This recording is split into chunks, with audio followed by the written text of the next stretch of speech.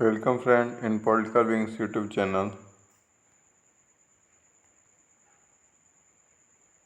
Subscribe now Political Wings.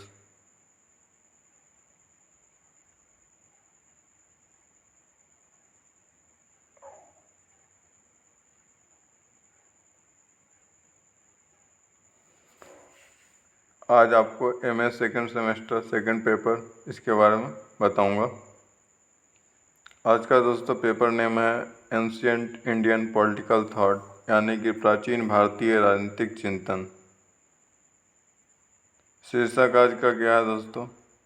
वैदिक सप्तांग सिद्धांत, यानी कि टॉपिक है वैदिक सप्तांग थ्योरी।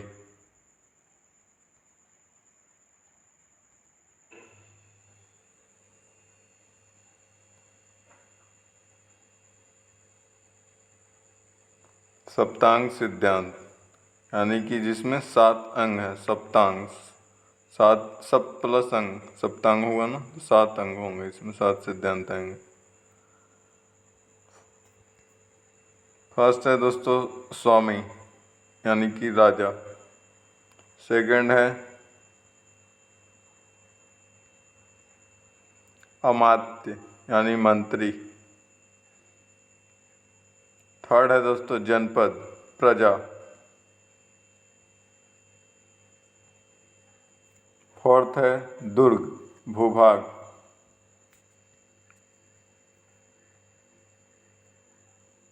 फिफ्थ है कोष यानी कि धन।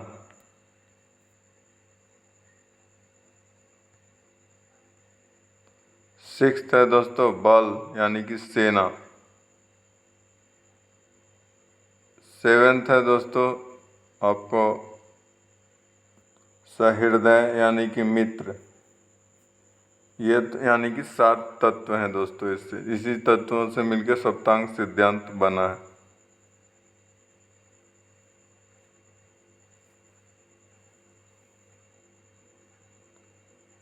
फर्स्ट दोस्तों स्वामी क्या है?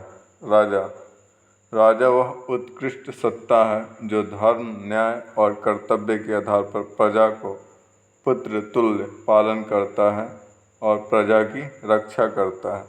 यानी कि राजा दोस्तों सबसे बड़ी सत्ता है जो मैंने धर्म के अनुसार, जो उसका मैंने राज्य धर्म है उसके अनुसार सभी मैंने जनताओं के साथ, जो भी मैंने उसके राज्य के जनता हैं उनके साथ न्याय करेगा और जो उसका राजा का कर्तव्य होगा, और कर्तव्य क्या होता है?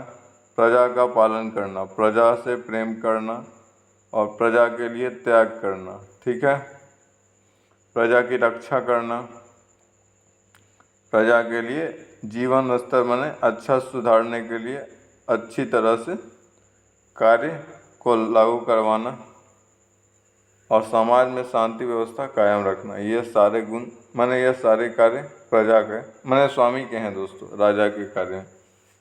फिर वैदिक राजा में क्या होता है? उसमें माने वैदिक राजा की अगर बात करें दोस्तों तो उसमें असाधारण प्रतिभा, बल, शौर्य, प्रज्ञा, धैर्य और कर्तव्य की प्रतिमूर्ति के रूप में देखा गया है। अगर हम अपने वेद के अनुसार देखें दोस्तों, माने वैदिक जो परंपरा है भारत की, उसके अकॉर्डिंग अगर देखोगे तो उसमें राजा किसे बनाया जा सकता है तो उसके अंदर ये गुण होने चाहिए राजा के अंदर। एक तो मैंने असाधारण प्रतिभा यानी कि काफ़ी ज़्यादा प्रतिभावान हो वो। फिर उसमें बल हो यानी कि बलवान हो। अगर मैंने कोई दूसरा देश अगर अटैक करता है तो उसकी मैंने उसके पास इतनी शक्ति हो कि मैंने वो रक्षा कर सके। अब यह शक्ति खाली सैन्य शक्ति ही नहीं, उसकी मानसिक शक्ति भी होती है मैंने राजा की, उस परिस्थिति में किस प्रकार से वो कार्य करेगा। फिर शौर्य यानी कि दोस्तों मैंने जज्बा। फिर प्रज्ञा यानी कि ज्ञान से रिलेटेड है दोस्तों। फिर धैर्य यानी कि कोई ऐसा सिचुएशन आ गया जिसमें मैंने ये समझना है कि जो मैंने ओपोनेंट है वो भी मजबूत है, लेकिन तो उस वक्त जो अच्छा राजा होगा वो धैर्य नहीं खोएगा और अच्छी तरह से मैंने जो भी रिसोर्सेस हैं मैंने उस राज्य के एक अंदर उसको मैंने भरपूर और बहुत बुद्धिमत्ता के साथ प्रयोग करेगा और युद्ध को जीतने की कोशिश करेगा। ठीक है। और जो मैंने राजा का कर्तव्य है वो मैंने भली भांति निभाता हो। ये दोस्तों वैदिक राजा के गुण हैं। फिर नेक्स्ट है दोस्तों, जिस प्रकार से प्रभु जगत नियंता एवं रक्षक है, वैसे ही राजा भी राज्य का रक्षक और प्रजा के पालक है। अब दोस्तों ये जो आपको बोला गया है, ये दोस्तों आप जब मैंने पॉलिटिकल साइंस पढ़ोगे तो आप उसमें दैवीय सिद्धांत के बारे में पढ़ोगे, राज्य के दैवीय सिद्धांत। और दोस्तों ये आप वेस्टर्न पॉलिटिक्स में भी देखोगे इस सिद्धांत को, और इंडियन पॉलिटिक्स में भी। तो उसमें ही उसी से ये ड्राइव होता है दोस्तों। मैंने वहाँ पे जो राजा होता है, राजा को ये माना जाता है कि ये देवता का प्रतिनिधि है। ये माने यानी कि देवता ने इसे स्वयं उसे मैंने भेजा है ताकि समाज का कल्याण हो सके। ठीक है। तो इसलिए दोस्तों यहाँ पे क्या है, यहाँ पे मैं तुलना जो किया गया वो जिस प्रकार से मैंने ईश्वर यानी कि प्रभु जगत को नियंत्रित करते हैं और रक्षा करते हैं, यानी कि पूरे संसार को नियंत्रित करते हैं और संसार को रक्षा भी देते हैं, तो उसी प्रकार से ही राजा जो है वो जिस भी मैंने राज्य का हो राजा, वो उस राज्य का रक्षक है, यानी कि उस राज्य के जितने भी लोग हैं उनकी रक्षा करेगा, उनके हितों का ख्याल रखेगा, और प्रजा के पालक यानी कि प्रजा का पालन करेगा। ठीक है।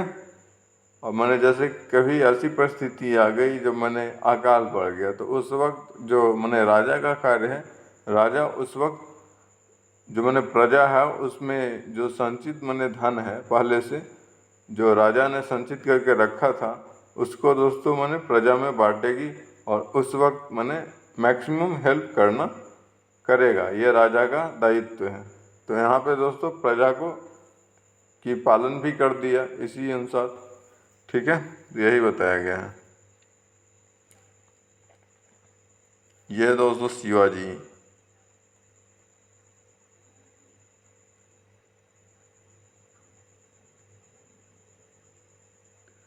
दूसरा दोस्तों अमात्य यानी कि मंत्री। अब राजा का जो कार्य होता है उसमें सहयोग के लिए अमात्य मंत्री का होना आवश्यक होता है। मंत्री राजा के कार्यों में सहयोग प्रदान करता है। और दोस्तों किसी भी अगर राजा का जितना अच्छा मंत्री होगा वो उतना माने अच्छा तरह से राजा को सलाह देगा और जो राजा है वो उतना ही उचित ढंग से कार्य को संपादित करेगा और जन कल्याण करेगा। फिर दोस्तों सेकंड पॉइंट है इसी में, मंत्री गुणवान, बुद्धिमान, वीर, धार्मिक, शूरतापूर्वक युद्ध को जीतने वाला हो तथा अच्छा प्रशासक हो तथा उसमें राजा एवं प्रजा के प्रति सेवा भाव हो। अब दोस्तों जो मंत्री या किसे बनाएगा कोई राजा, तो मंत्री के अंदर गुण क्या होना चाहिए, ये हमारे मैंने धर्म ग्रंथों में दिया गया है।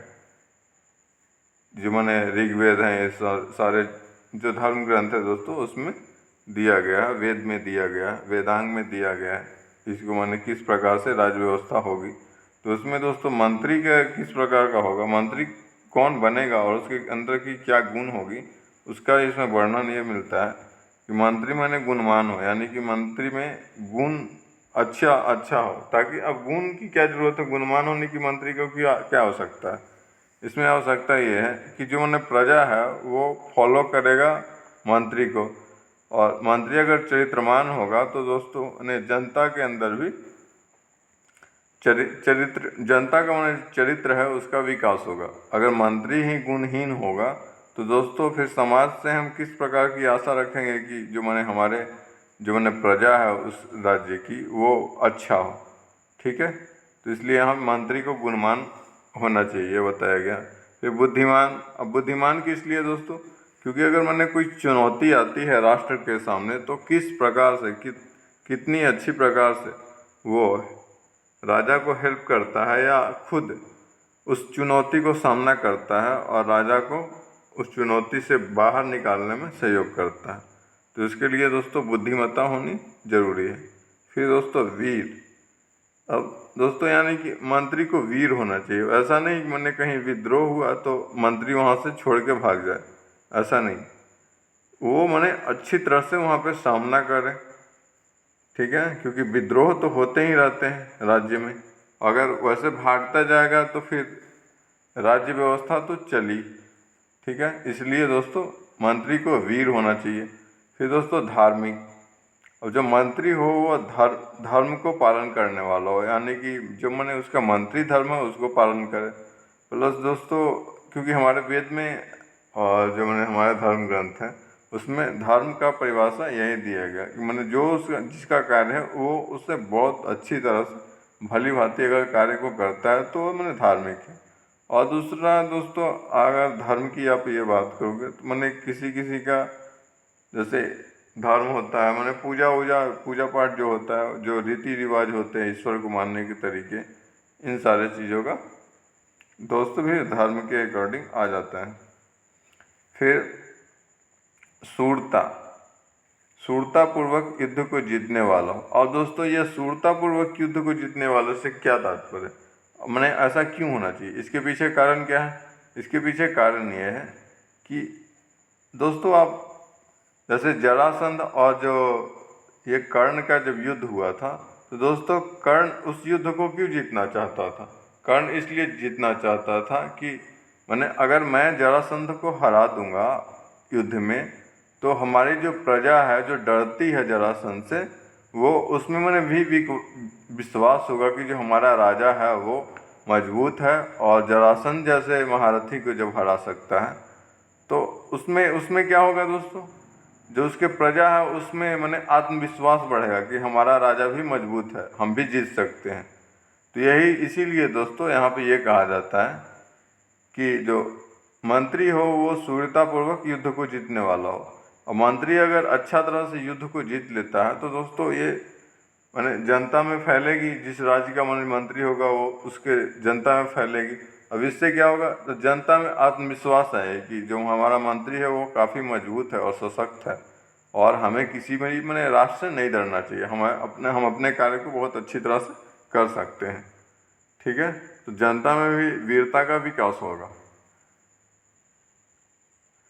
फिर अच्छा प्रशासक हो। अब दोस्तों एक मंत्री को अच्छा प्रशासक होना चाहिए, उसे प्रशासक के मैंने प्रशासन का जो गुण होता है उसे अच्छी तरह से आनी चाहिए।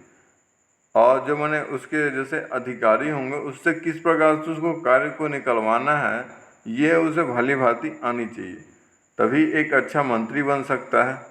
और वह मंत्री जब मैंने एक अच्छा मंत्री बनेगा तो वह राजा के लिए बहुत अच्छा मैंने मंत्री बन सकता है और राजा के कार्यों में काफ़ी ज़्यादा सहयोग कर सकता है, ठीक है दोस्तों। तो इसलिए इन सारे गुणों का होना उसमें मंत्री में देखा जाता है और वेद में ऐसा बताया गया है। और दोस्तों फिर यहाँ पे एक और पॉइंट जो है वो सेवा भाव किसके प्रति, राजा और प्रजा के प्रति, यानी कि अगर उसमें सेवा की भाव होगी राजा और प्रजा के प्रति तभी अच्छा है। अगर दोस्तों क्योंकि इतिहास में हम बहुत बार देखे हैं कि जो मैंने मंत्री हैं वो सत्ता को हासिल कर लेते हैं, मैंने षड्यंत्र के द्वारा, जो मैंने राजा के विपक्षी हैं उनसे मिलके और षड्यंत्र करके राजा को ही पद से हटा देते हैं। तो इस प्रकार का राजा मैंने इस प्रकार का मंत्री नहीं होना चाहिए। इस प्रकार के मंत्री होंगे तो मैंने उस राजा का नुकसान होगा प्लस उस राज्य का भी नुकसान होगा।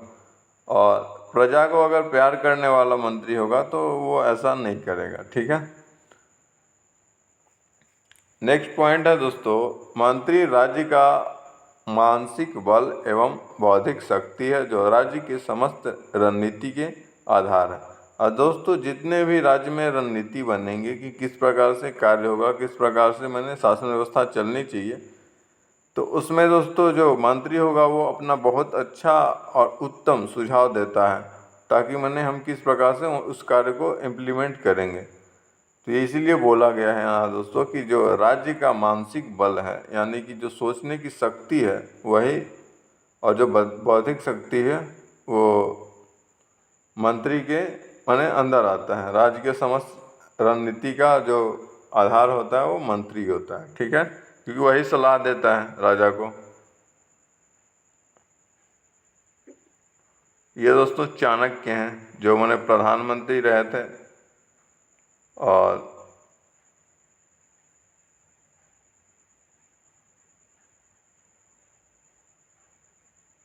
नेक्स्ट दोस्तों थर्ड, जनपद, प्रजा। प्रजा ही किसी राज्य का अस्तित्व है और इसके माने महत्वपूर्ण साधन है। प्रजा के हित के लिए ही राज्य का संगठन हुआ है। अब दोस्तों जो मैंने राजनीति शास्त्र में एक तो मैंने सिद्धांत होते हैं व्यक्तिवादी सिद्धांत, और एक होता है मैंने जो मैंने समाज यानी समाज के बारे में सोचता है और एक व्यक्ति के बारे में सोचता है। तो यहाँ पे दोस्तों और फिर राज्य के बारे में भी अगर सिद्धांत आप देखोगे तो एक तो मैंने राज्य को ये मानता है कि राज्य अगर नहीं रहेगा तो जनता का कुछ नहीं होगा, मैंने जनता का अस्तित्व ही नहीं रहेगा। और दूसरा सिद्धांत ये मानता है कि अगर मैंने जो राज्य है, राज्य का अस्तित्व तभी है जब जनता है। तो यहाँ पे दोस्तों अगर आप ये देखोगे तो इस वाले में ये बताया गया जो मैंने प्रजा है, प्रजा के हित के लिए ही राज्य का निर्माण हुआ, यानी कि वो सेकंड वाले सिद्धांत को फॉलो कर रहा है यहाँ पे। और यानी कि यहाँ पे ये बोला गया है कि प्रजा और राज्य दोनों म्यूचुअल माने दृष्टिकोण से एक दूसरे के लिए लाभदायक हैं और एक दूसरे के बिना माने कल्पना करना आसान नहीं है एक दूसरे के अभाव में, ठीक है।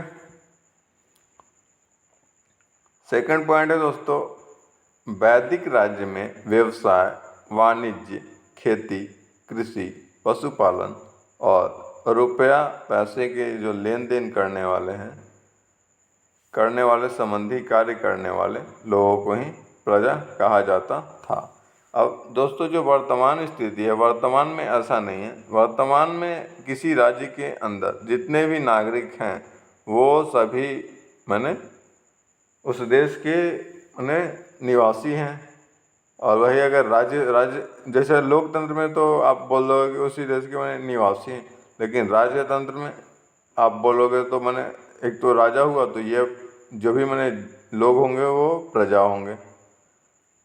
और सभी राज्य में ही वर्तमान स्थिति में दोस्तों ऐसा ही है कि जो भी माने उस देश के सीमा क्षेत्र के अंदर आते हैं वो सभी नागरिक हैं।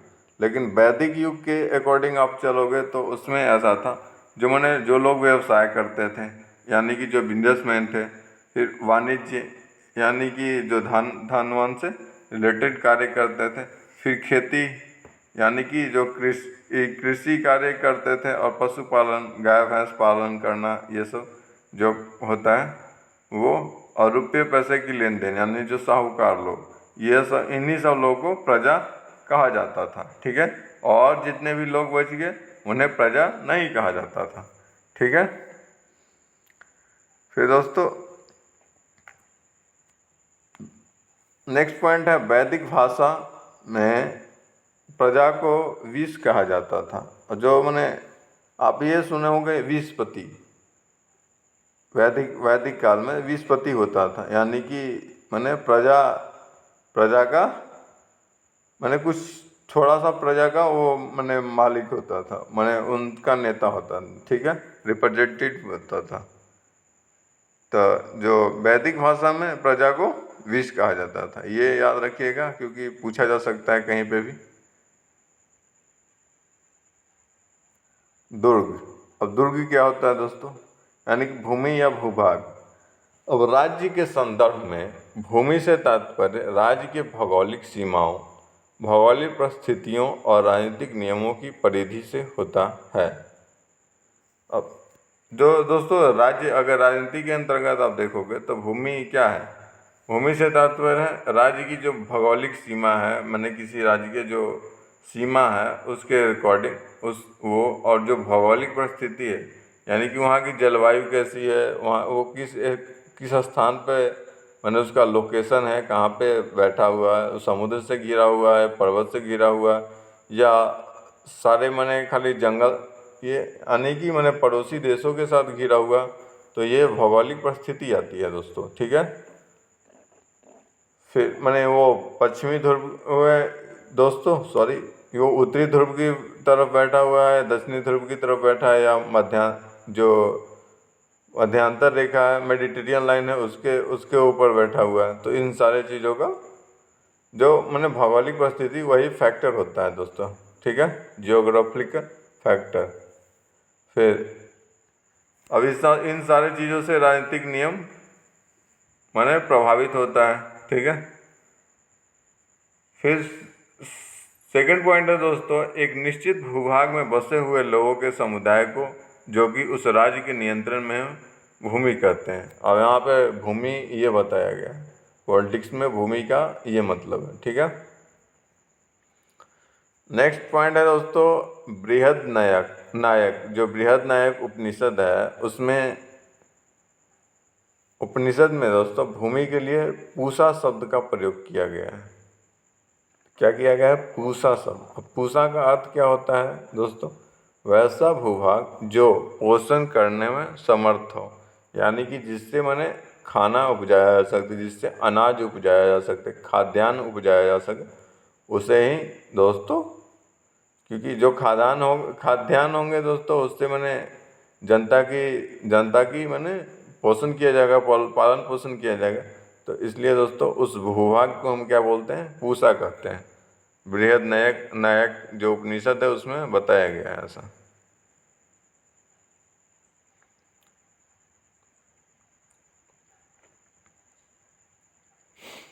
ये दोस्तों दुर्ग होते थे, मैंने किला होते थे, किस प्रकार से ये अक्सर ऊंचाई पे बनाए जाते थे, ताकि मैंने जो विद्रोही मैंने राजा हैं वो इस पे मैंने तुरंत चढ़ाई ना कर सके, इसलिए दोस्तों इसे खासकर ऊंची ऊंची पहाड़ पे बनाया जाता था। और मैंने वैसा स्थिति में बनाया जाता था ताकि उस पर चढ़ना उतना आसान ना हो। और दोस्तों जो इमारतें थे वो बड़ी बड़ी 4 दीवारों से घिरा रहता था। आप यहाँ पे देख सकते हो किस प्रकार का कंस्ट्रक्शन किया गया है। ये दोस्तों जोधपुर का किला है। दोस्तों पॉलिटिकल विंग्स यूट्यूब चैनल को सब्सक्राइब कर लीजिए।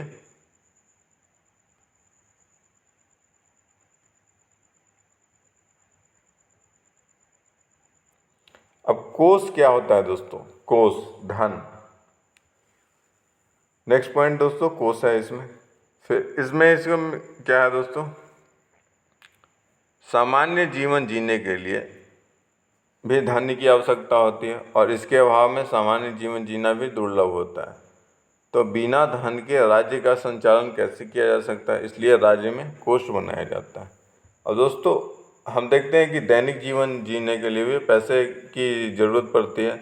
तो एक राज्य को चलाने के लिए भी पैसे की आवश्यकता पड़ेगी, और उसके लिए मैंने कोई संचित करने के लिए जो मैंने धन आएगा कर टैक्स वैक्स लगा के, तो उसके लिए दोस्तों एक कोष बनाया जाता है। और उस कोष के उसमें कुछ दोस्तों मैंने एक साधारण समय के लिए रखा जाता है, और एक मैंने कभी परिस्थिति वैसी है आपातकालीन, उसके लिए भी रखा जाता है, धन की व्यवस्था की जाती है। तो ये दोस्तों मैंने कोष में आता है, ठीक है। सेकंड है दोस्तों, राज्य के आंतरिक एवं बाह्य स्वतंत्रता की रक्षा में राजकोष का अतुलनीय योगदान होता है। और दोस्तों किसी भी देश के पास जितना पैसा होगा वो जितना आर्थिक तौर पे मजबूत होगा, तो उससे दोस्तों मैंने जो विदेशी ताकतें हैं, जो मैंने और उसके दुश्मन देश हैं, वो उससे बचेंगे लड़ाई करने में, ताकि क्योंकि वो लड़ेंगे तो उसकी अर्थव्यवस्था को वो ज़्यादा क्षति पहुंचाएगा, जिसका मैंने जो ज़्यादा मजबूत आर्थिक स्थिति वाला देश है, और वो युद्ध को बड़ी आसानी से जीत सकता है, ठीक है दोस्तों। इसलिए धन की आवश्यकता काफ़ी होती है। और मैंने कोई अगर ऐसा सिचुएशन आ गया जहाँ पे मैंने अकाल जैसे पड़ गया, तो दोस्तों वहाँ पे क्या करेगा? वो मैंने खाद्यान्न खरीद के अगर अपने देश में है तो सही है, अपने प्रजा में बांट देगा। अगर दूसरे देश में भी है दोस्तों, अगर उसके पास धन है तो वो दूसरे देश से खाद्यान्न मंगा के अपने जनता की आवश्यकता को पूर्ति करेगा।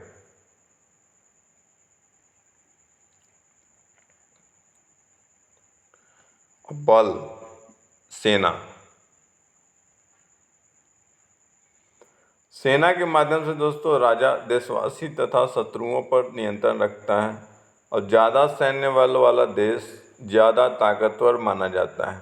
अभी भी दोस्तों अगर वर्तमान में देखोगे तो आते रहता है वर्ल्ड फायर इंडेक्स, ठीक है, यानी कि मैंने कोई देश कितना ताकतवर है इसके बारे में रैंकिंग आते रहता है।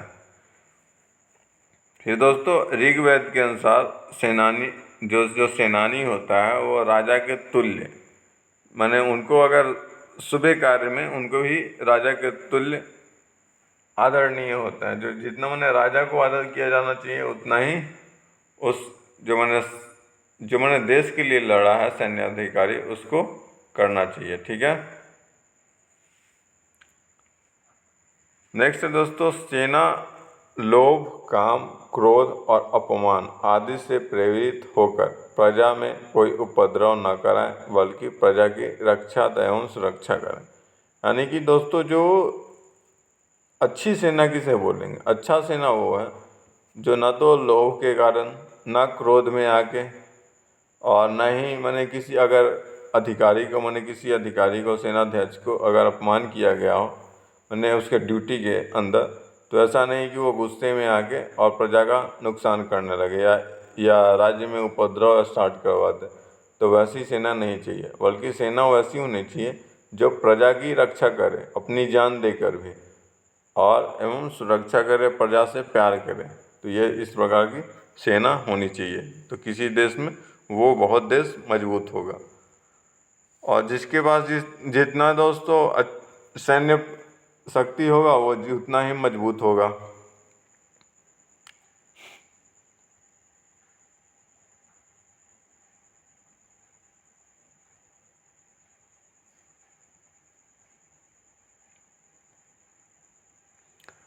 अब दोस्तों सुहृदय यानी मित्र, कौटिल्य ने अर्थशास्त्र में मित्र का उल्लेख किया है और उन्होंने कितने प्रकार के मित्र होते हैं, 2 प्रकार के मित्र बताए हैं। उसमें क्या है, सहज एवं कृत्रिम मित्र, यानी कि एक तो मित्र जो शुरू से ही मैंने अपने आप बन रहा है और एक मित्र वो जिसको मैंने बनाया जा रहा है, यानी कि उसको मैंने पैसा वैसा दे के उसको मित्र बना रहे हैं, तो वो दोस्तों कृत्रिम मित्र में आएगा। और एक दोस्त वैसा जो उसको मैंने किसी प्रकार का लालच नहीं है, बस वो आपका साथ निभा रहा है, तो उस प्रकार का दोस्त वो अलग। अब मित्र राज्य किसी भी राष्ट्र का मनोबल होता है, यानी कि अगर कोई राष्ट्र ताकत दिखाना चाहता है, जैसे इंटरनेशनल रिलेशन में ताकत दिखाना, अंतर्राष्ट्रीय मंच पे ताकत दिखाना है, तो ये दिखाया कि हमारे साथ इतने देश हैं जो मित्र राष्ट्र और हमारी मदद करते रहते हैं हमेशा। तो इससे दोस्तों जो देश है उसका मनोबल बढ़ते रहता है। ये दोस्तों भारत के प्रधानमंत्री और भारत के जो मित्र राष्ट्र हैं उनके साथ इनके संबंध, ठीक है। अमेरिका, रसिया, नेपाल, भूटान और सारे देश हैं दोस्तों, इनको मैं इंक्लूड नहीं किया हूँ क्योंकि फ़ोटो उसमें इतना आएगा नहीं। इजराइल, फ्रांस, बांग्लादेश, ये सारे देश हैं दोस्तों, ऑस्ट्रेलिया, फिर इंग्लैंड, इन सारे देश हैं दोस्तों। तो काफ़ी सारे देश हैं जो हमारे मित्र राष्ट्र हैं। थैंक यू फ्रेंड, धन्यवाद दोस्तों। इसके PDF फाइल के लिए टेलीग्राम चैनल पॉलिटिकल विंग से जुड़ें और दोस्तों वीडियो को लाइक करें, शेयर करें और कमेंट करें। और दोस्तों पॉलिटिकल विंग्स यूट्यूब चैनल को सब्सक्राइब कर लीजिए। धन्यवाद दोस्तों, वीडियो देखने के लिए धन्यवाद।